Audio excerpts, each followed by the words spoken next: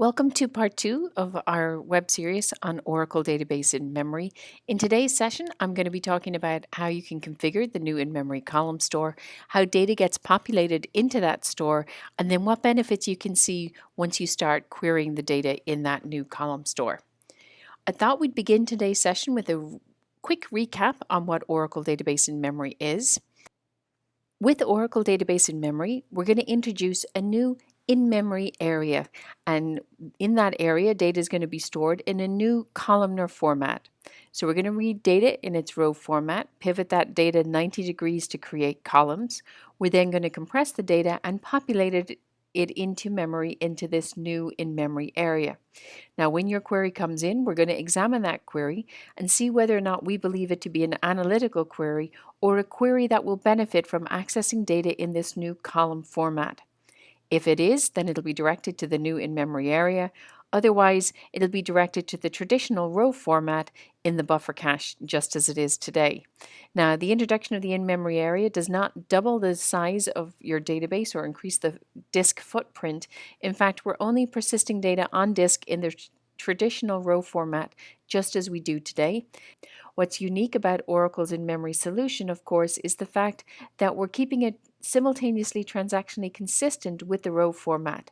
So as soon as data changes in the database, that change will be reflected in the in-memory column store, and so you'll always get exactly the same answer whether you issue the query against the buffer cache or against the in-memory column store. Now that we've got the background on what Oracle Database in Memory is, let's move ahead and look at configuring the in-memory column store. The in-memory column store is a new component of the System Global Area, or SGA, inside in the Oracle database. We call that new subpool or subcomponent the in-memory area.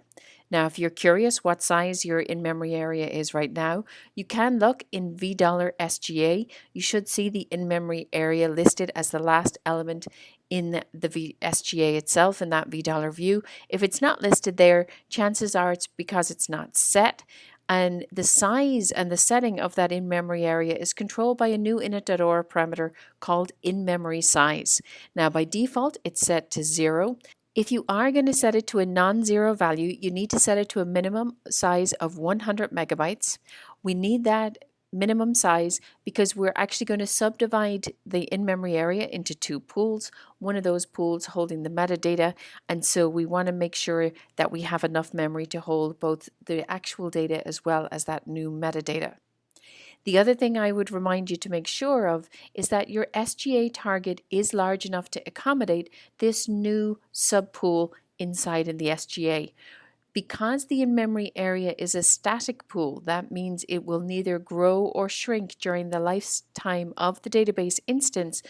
We will allocate all of the memory for the in-memory area up front, and we will steal it from other components inside in the SGA if the SGA hasn't been made large enough to accommodate the existing components and the new in-memory area. So for example, if I have currently a 4 gig SGA, I specify an in-memory size of 1 gig. If I don't increase the SGA target up to 5 gig to accommodate that new in-memory pool, then what's going to happen is we will steal memory from the buffer cache or the shared pool inside in the original 4 gig until we get that 1 gig of space allocated to the in-memory area. So just something to bear in mind, make sure your SGA target is set large enough to accommodate all of the existing entries in your SGA as well as the in-memory area. Now, what's unique about this new area is the fact that it is an in-memory store and not a cache.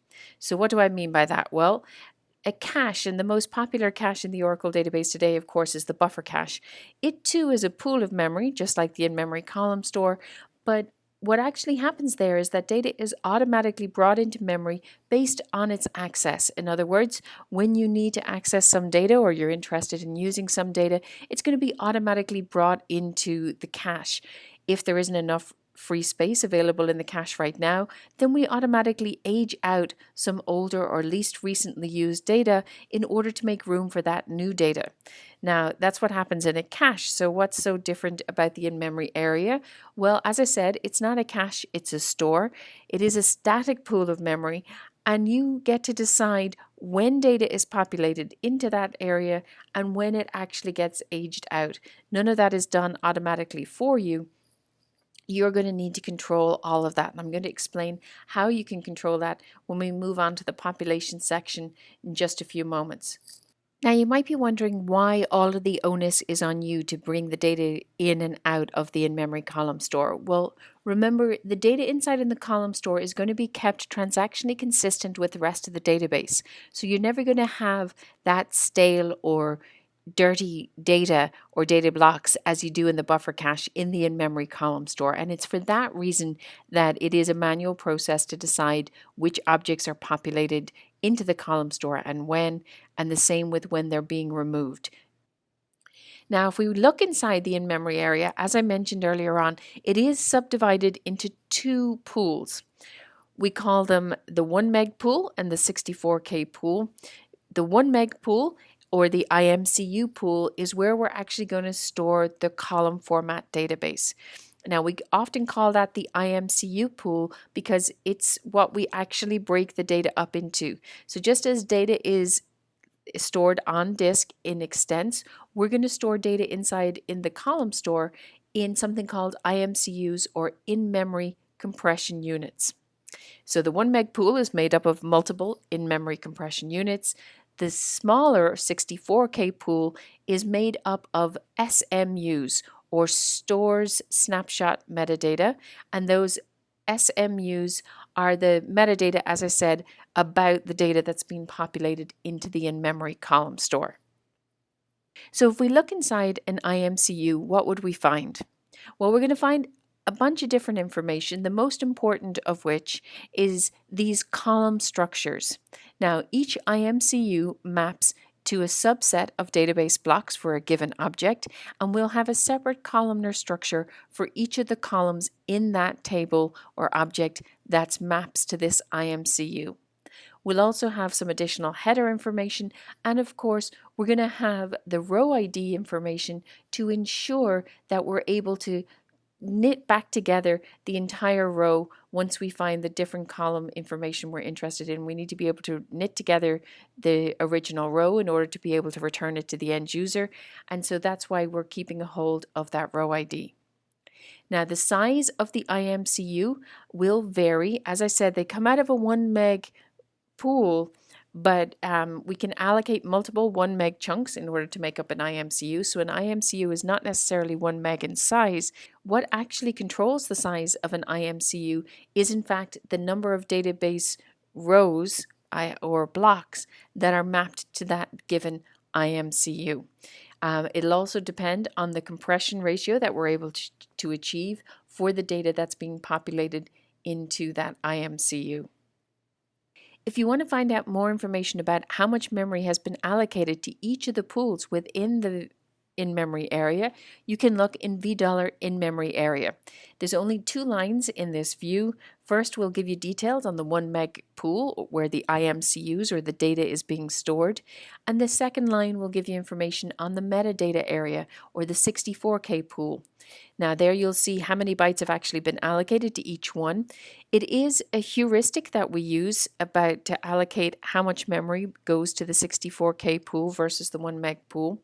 And it will vary depending on the size of your in-memory area, but it is basically a heuristic or a calculation that we use based on the total size of memory, how much goes to each pool. You'll also see the used bytes, so how much they've used, and the populate status. Now, that normally just says done. When this becomes interesting is if the in-memory column store becomes full. Remember, data is not being aged out of the column store because it's never stale. It's kept transactionally consistent with the rest of the database, so we never really have dirty blocks or the notion of stale data inside in the column store. And because of that, you need to be careful to make sure that you don't overpopulate the column store. And if you do that, if you run out of space, you've got too many objects marked in memory, not enough space in memory to accommodate them all, that populate status will change from default to out of space. So that'll be your first indication that you've got a problem, that you're out of space. You'll also see a message in the alert log alerting you to the fact that you're out of space in the in-memory column store. One of the other places where you can get information about the mapping of which database blocks or rows map to which IMCU is in a new $V view called $IM header. It's going to list the current IMCUs that are in the column store and where they've been allocated from. So how many rows have been allocated, which object number they come from, and so forth into each of those IMCUs. So let's move on now and talk about how and when data is going to be populated into the in-memory column store. So we use the word populate or the term populate instead of loading data into the column store because it's not new data that's being loaded into the database. What we're doing is we're populating or moving data from its on-disk format in a row format, converting it into a column format and placing it in memory. So we're going to use the term populate for that rather than load, since it's not new data that's being added to the Oracle database. It's existing data just being loaded or populated in a new format. So as I've been mentioning earlier on, it is a two-step process to populate the data into the column store. The first thing we're going to do is read the data in its row format, pivot that data 90 degrees to create columns, and then we're going to compress the data and populate it into the column store. Now, the compression algorithms that are used within the in-memory column store are completely different to any of the compression we've offered in Oracle before. The compression algorithms within the column store are actually focused more on performance than just saving space. Now, what I mean when I say focused on performance is that your queries, when they're executing against the data in the column store, are actually going to execute against the compressed data. We're going to apply the where clause predicates from your queries directly to that compressed data. And we're actually only going to decompress the data when we need to return it to you, the end user. Now, how much compression you're going to get is going to depend a lot on the data types that you're using and your data distribution, but you can expect anywhere from about a 2x to a 20x compression ratio for your data. Now, what's unique about Oracle Database in Memory and its compression methodology is the fact that it can be enabled at any object level. So it can be for an entire table, or you can pick a different compression level for each of the partitions within a table or even the sub-partitions within the table. So it's very, very nice. And although it sounds similar to what happens with hybrid columnar compression on Exadata, the in-memory compression technologies that we're talking about here are not hardware platform dependent. They are available on all of the hardware platforms that Oracle Database 12c is supported on. So who does this population? Well, the population of the data is actually being done by a new set of background worker processes.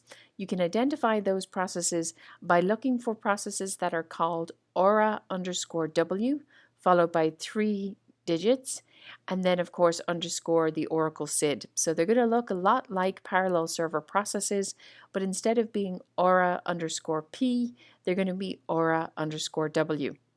Now, the number of these background worker processes is controlled by an initialization parameter called in-memory max populate servers.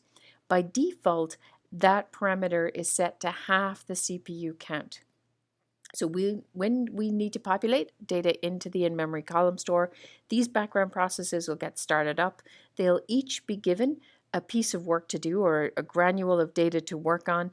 They'll convert that granule of data into IMCUs that are populated into the in-memory column store.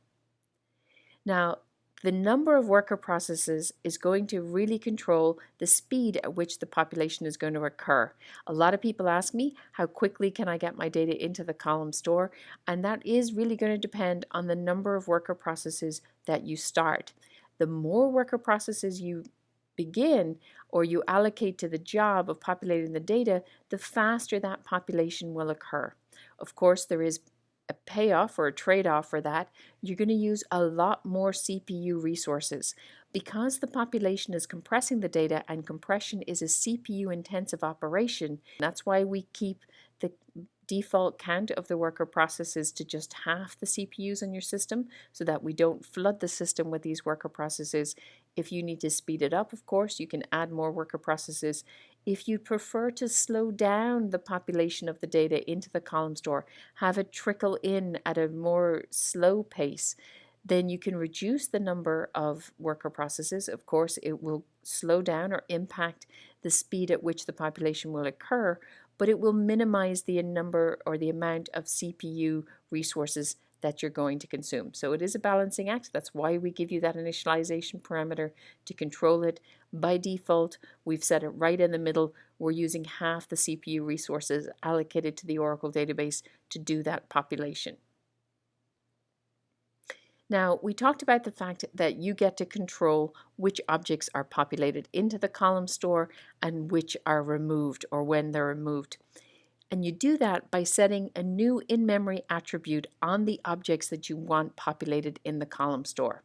So what's eligible to be populated? Well, you can do a table, a partition, a subpartition, a materialized view, or a materialized view log. They're all possible to be in the in-memory column store, and you simply need to alter any existing object, specify the in-memory attribute, or if you're creating a brand new object, you can again specify that in-memory attribute as part of the create command. If you want to remove an existing object from the column store, you simply need to alter that object and set no in-memory attribute. So very straightforward, in-memory to put something in, no in-memory to remove it from the column store. Now, because there's no logging or redo associated with the objects within the in-memory column store, it's very, very quick for us to remove an object from the column store. We simply need to malloc that memory in order to free it up. So what is not eligible to be populated in the column store? Well, there are a couple of segment types that don't go in. So for example, indexes don't go in. IoTs or index organized tables, hash clusters, all of the features that are traditionally associated with speeding up operational systems, OLTP style systems, those features are not eligible for the in-memory column store. We are also treating lobs a little bit specially in the column store. So all of the data types supported by the Oracle database are supported in the column store. When it comes to lobs, as I said, we do handle them a little bit differently depending on their size. If it's an inline lob, a lob that's less than 4K in size, that lob will be automatically populated into the column store for you. If the lob is out of line, which means it's greater than 4K in size, that lob will not be populated into the column store, and again we'll automatically take care of that for you. We'll simply exclude those larger lob entries. Now the reason we're doing that is that lob data typically it does not compress well. We don't want to waste any of the precious RAM that we have in the column store, any of that precious memory, and so typically people don't run analytics on those lob columns either. As I said earlier on, you can specify this in-memory attribute at the partition or subpartition level. So not all of the partitions of a table need to be in memory. And not all of the columns within a table need to be in memory. It is very possible for you to specify the in-memory attribute on a table and then give us a list of columns that you wish to exclude from the column store.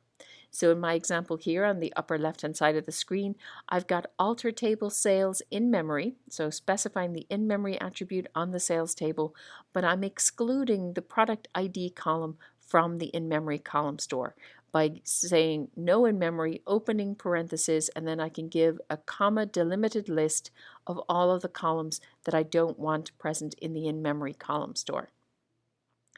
Now people then often ask me, okay, great, I now can populate objects into the column store, but when is this population actually going to happen? Well, that depends on a subclause that you can specify for that in-memory attribute. And that subclause is called priority.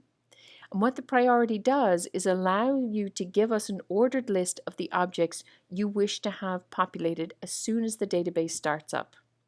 Now there are 5 levels: critical, high, medium, low, and none.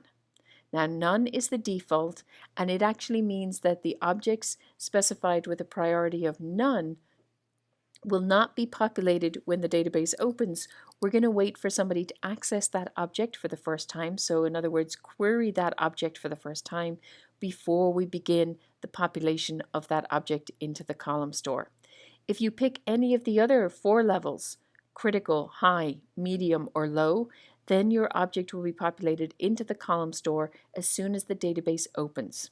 Now, unlike a pure in-memory database, we won't hold the database open until all of the objects are populated.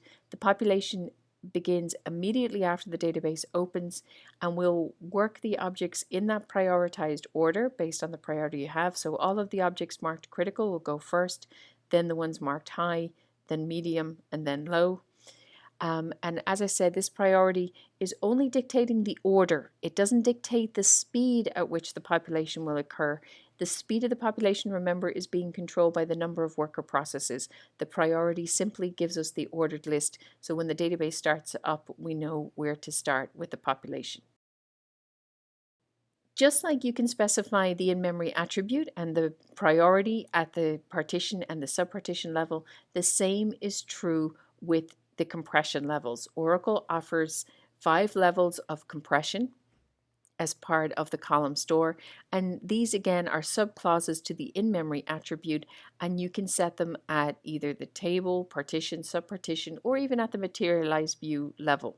So in my example here in the upper left hand side of the screen, I'm saying that I want to alter the materialized view MV1. I'm marking it in memory and I'm giving it mem compress for query low.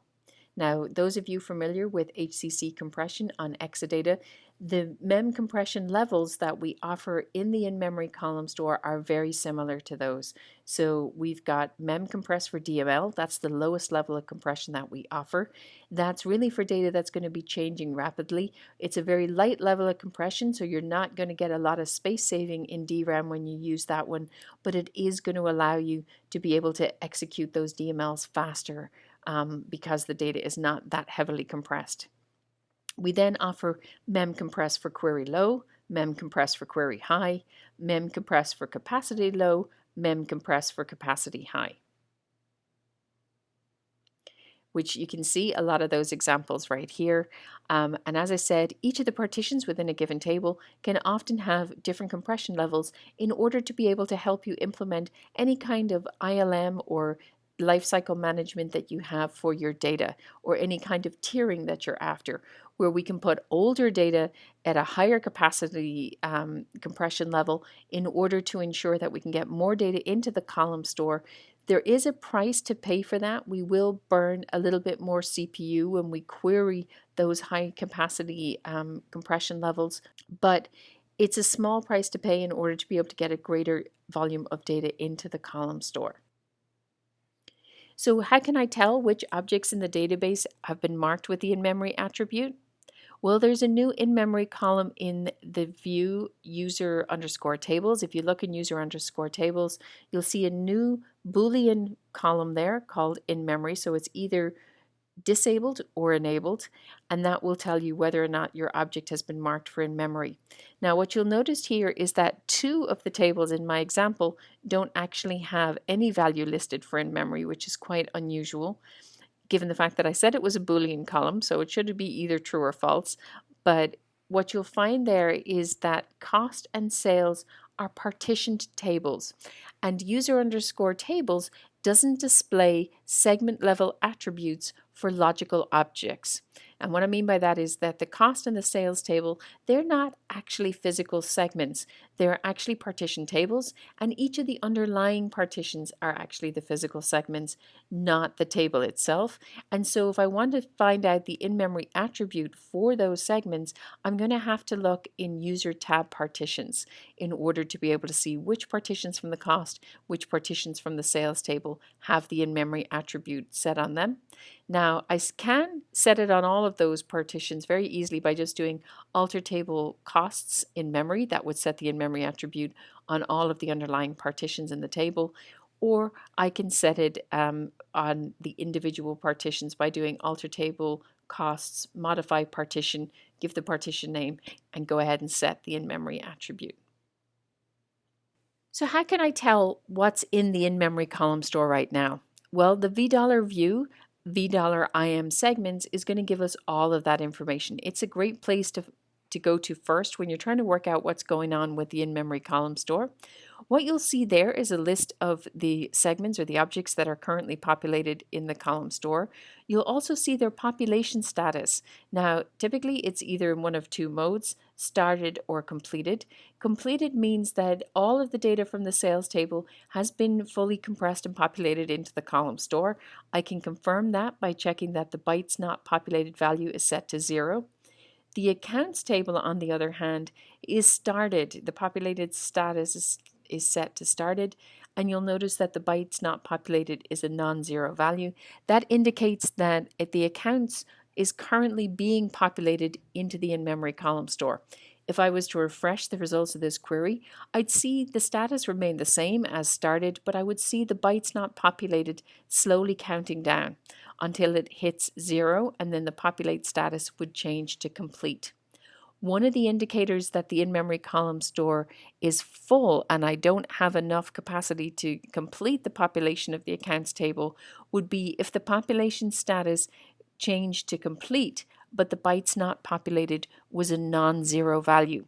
That's a surefire indicator that we're out of space in the in-memory column store, because although I stopped the population, not all of the data was populated, and so it would be worth looking in $in-memory area, confirm that you're out of space, and either remove an existing object from the column store or allocate more space to the in-memory area.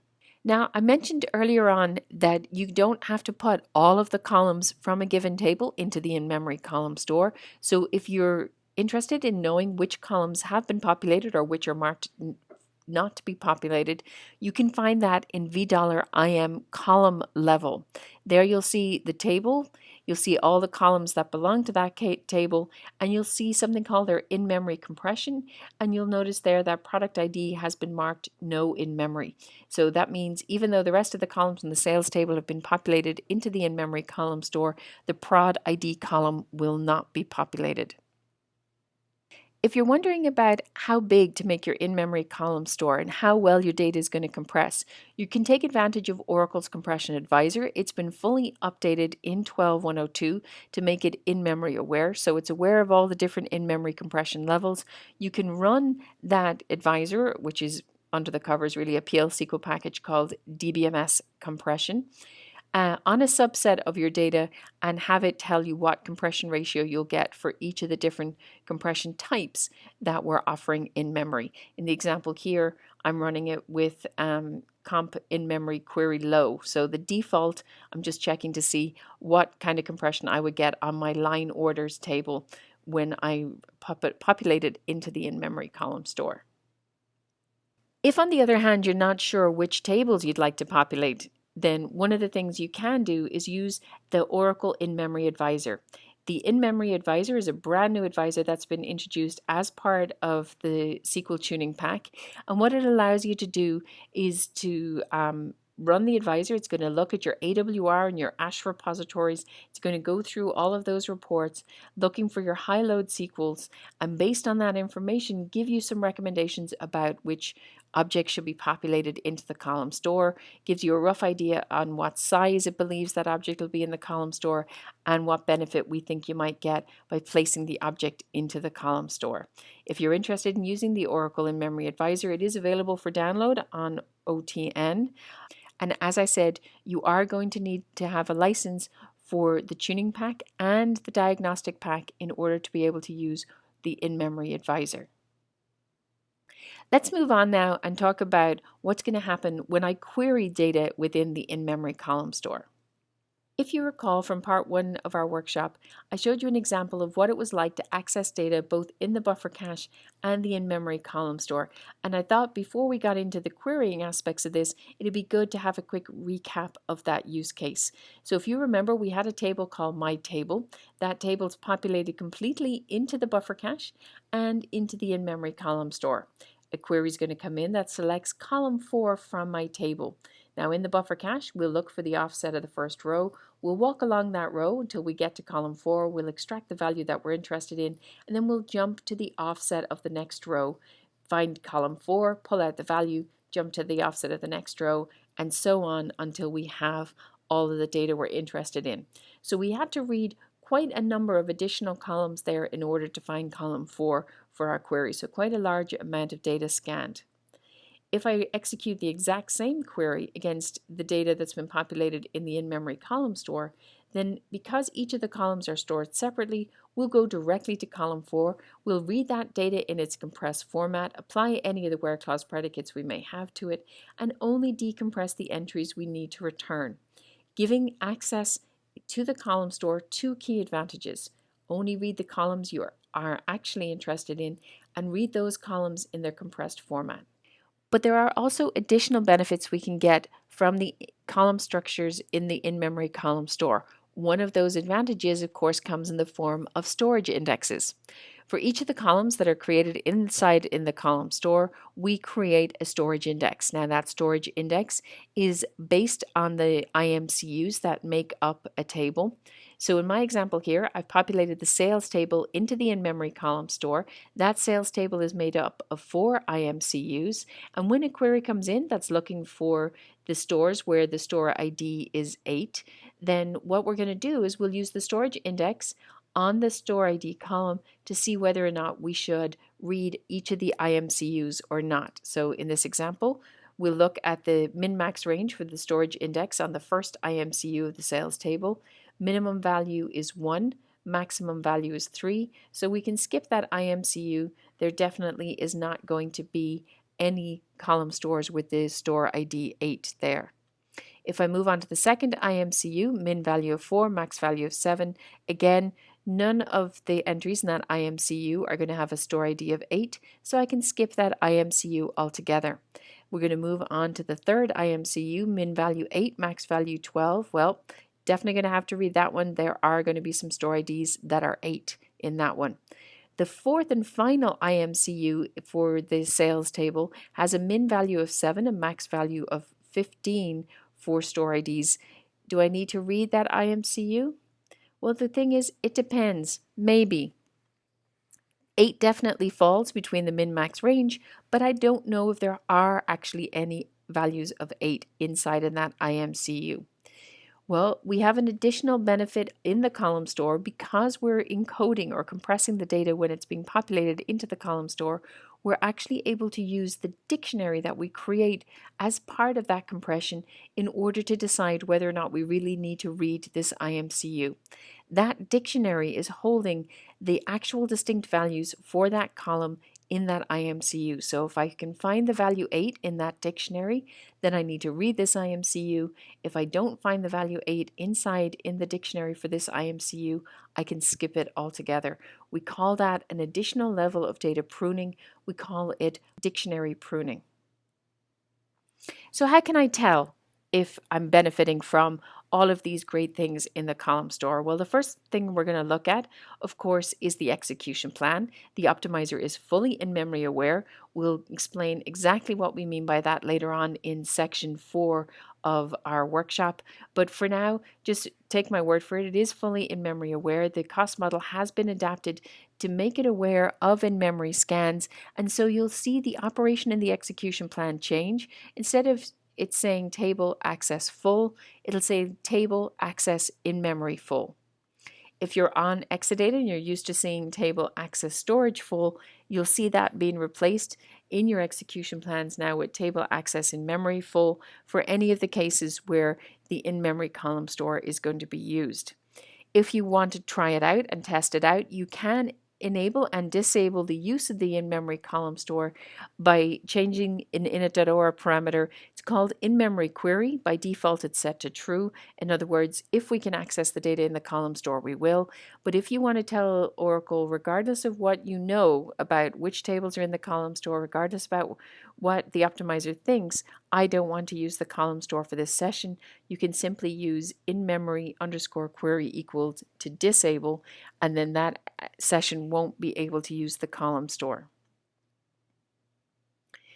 If you're interested in how much benefit you're getting from each of the components that we talked about. How much benefit am I getting from the dictionary pruning? How much benefit am I getting from the storage index? How much benefit am I getting by being able to project my where clause predicates down into the column store? Well, you're able to see all of that information in these new session level statistics that we've introduced.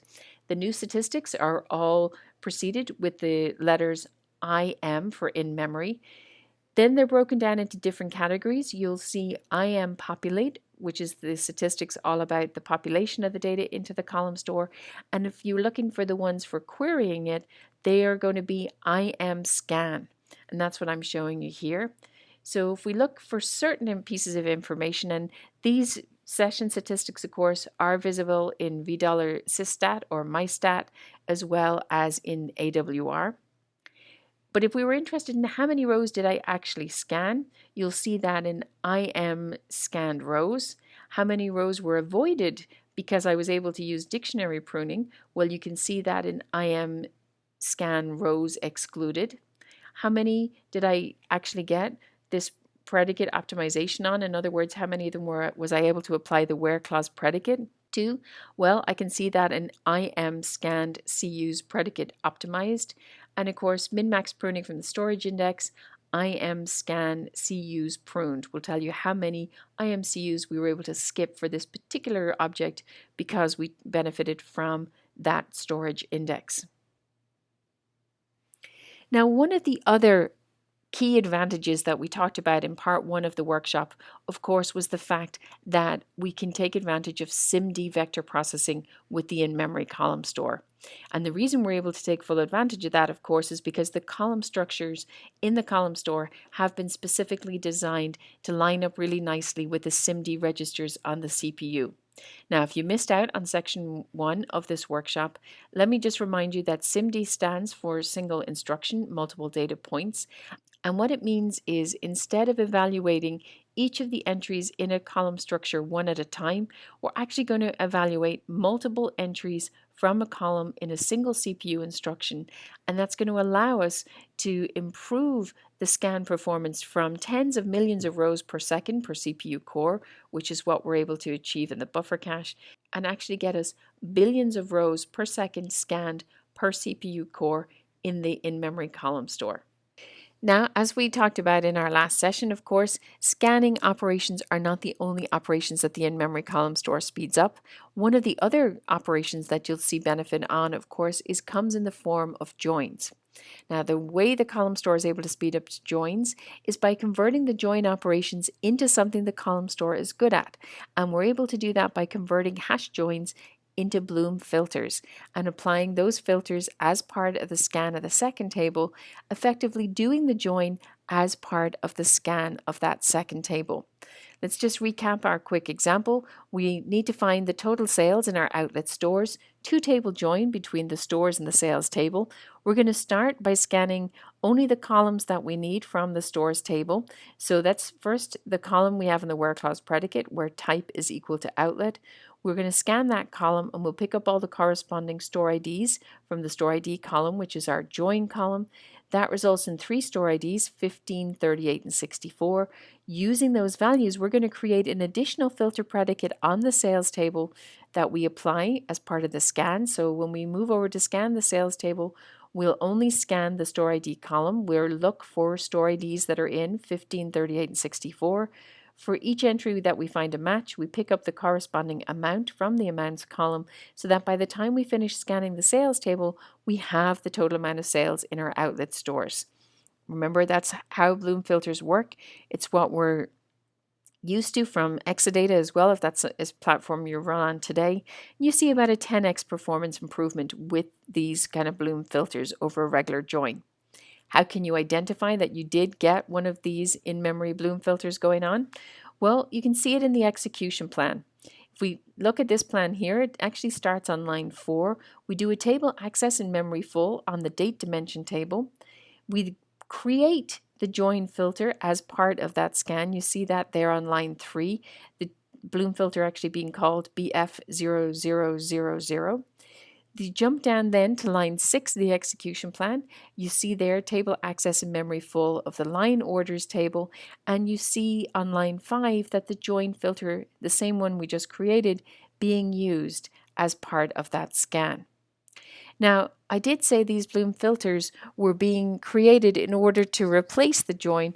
If that's the case, why do I still see a join condition there on line 2 of the execution plan? Well, that join operation is listed there because the Bloom filter does have an Achilles heel.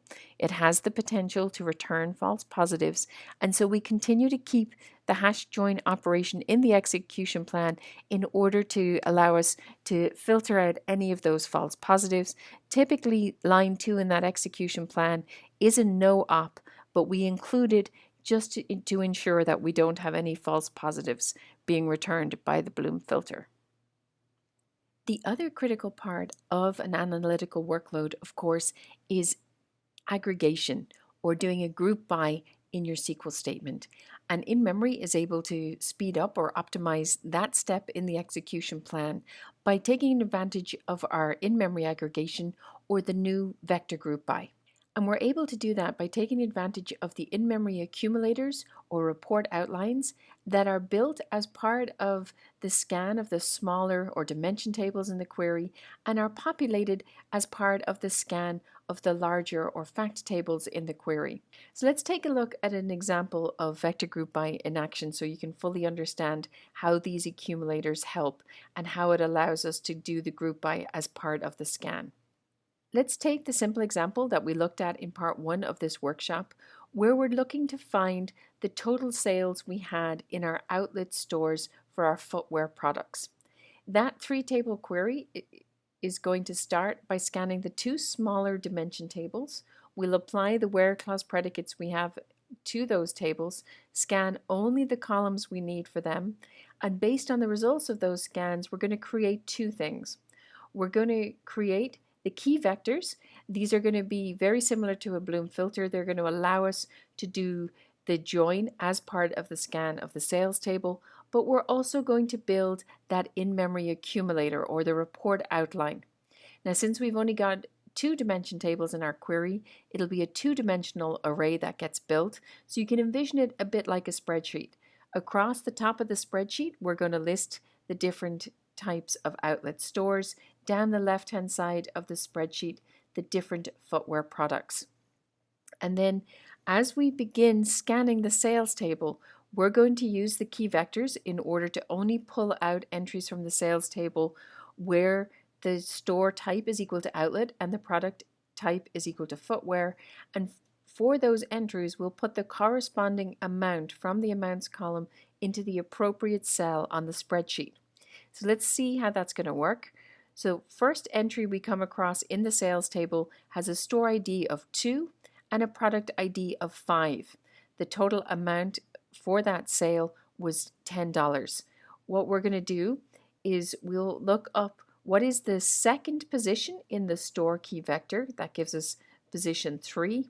What's the 5th position in the product key vector? Well, that gives us position 1.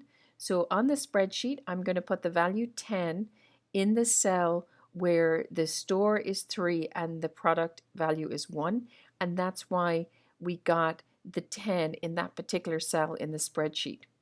So let's do it again for the next entry. The next entry has a store ID of 6 and a product ID of 4.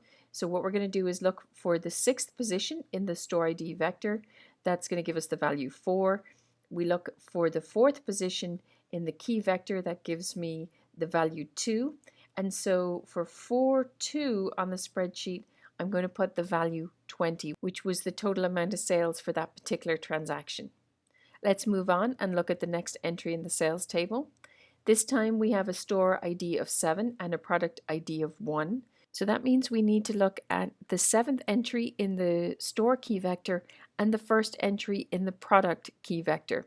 Well, if we look at the 7th entry in the store key vector, we get a value 3. If we look at the 1st entry in the product key vector, though, we get a value 0. Now, if we look at our spreadsheet, there is no corresponding cell when the product key vector or the key value is 0. And because of that, that means that this must not be a footwear product, and so it does not belong on our spreadsheet, and so we're actually going to skip that row in the sales table. So the value 8 for that particular sales transaction is not going to appear on our spreadsheet. Let's move on to the next entry.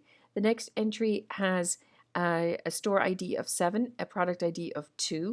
So we'll need to look at the 7th entry in the store key vector and at the 2nd entry in the product key vector.